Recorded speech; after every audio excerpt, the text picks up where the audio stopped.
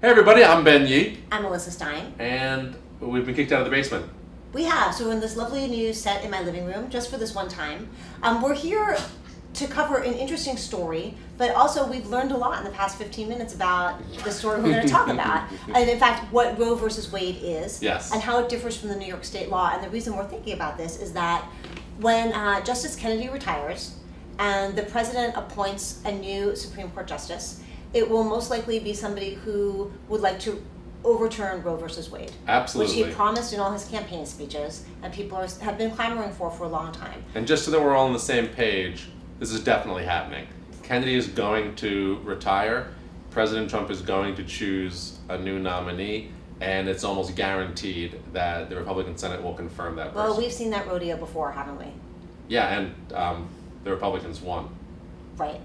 So, on that sad note, how that affects us as New Yorkers Yes. is important, because one thing that I learned right after the 2016 election when I was at a local town hall about the L train closing, and our state politicians preferred to talk about women's reproductive rights to get people fired up and angry, Sure. because I did not know that if Roe versus Wade is repealed, in New York, women's reproductive rights are not completely covered. That is correct. And- The current New York State law is out of sync with Roe v. Right. Wade, so if that were to be repealed, we'd have a problem here. Right. So at that meeting, I saw Deborah Glick and Brad Wellman talking about it and saying that New York has many rights codified, but then when Roe versus Wade was passed, they were sort of like, we're covered under a national statute, so we're Right. just not going to bother spending time in the Senate and the Assembly debating this anymore. And so it slid and has not become a big issue because we're covered because of this national. Quick but important correction.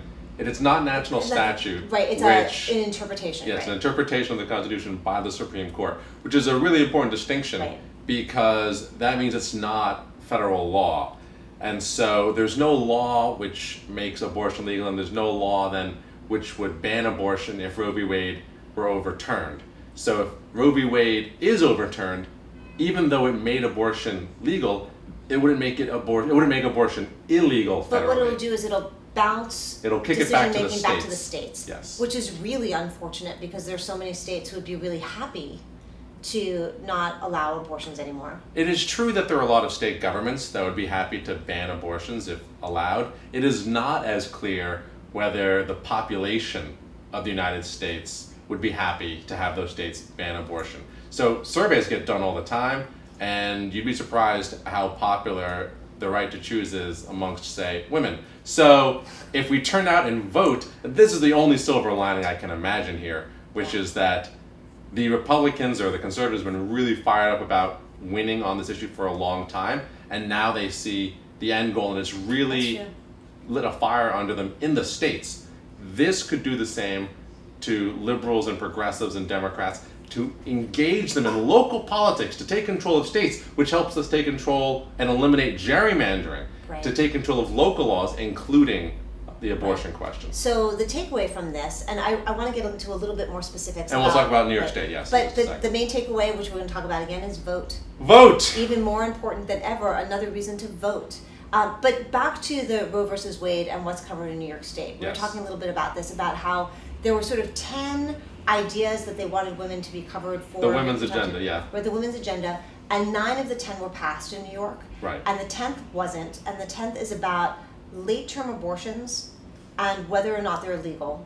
Correct. And in New York, as it stands, unless a pregnant woman is in a life-threatening position because of the fetus, that's it. Right. So even if the fetus isn't viable, Yes. but the woman is healthy and her health is not being negatively impacted by this, she has to carry the fetus to term. Right, and this is in conflict with the current Roe v. Wade decision. Which gives So the this- woman the ability to decide regardless. No, Roe v. Wade says that even if a fetus is viable, that a woman may have an abortion if it would be detrimental to her life or health. States can still ban late-term abortions if there's nothing wrong. It can't just, they don't have to allow it just on pure choice.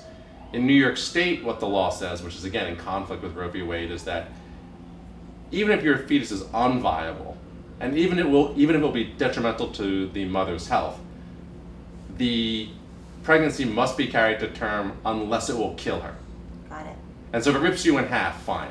If if the baby comes out and dies immediately and rips you in half, fine, right?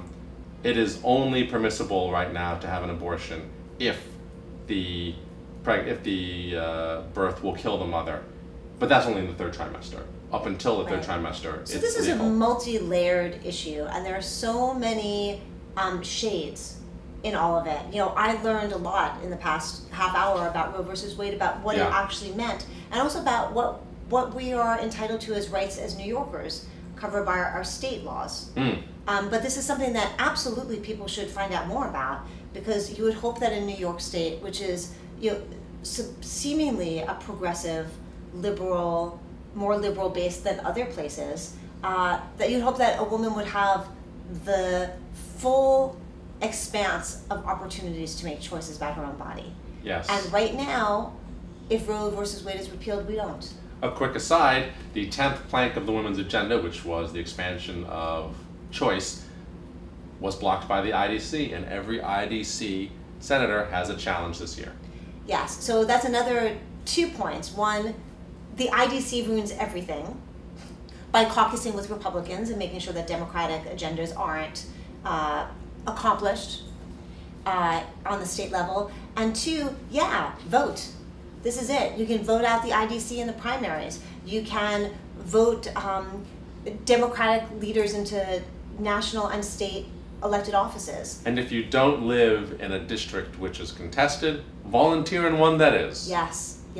It's all about petitioning. It's all about getting people on the slate right now, and it's all about flipping seats. So, vote.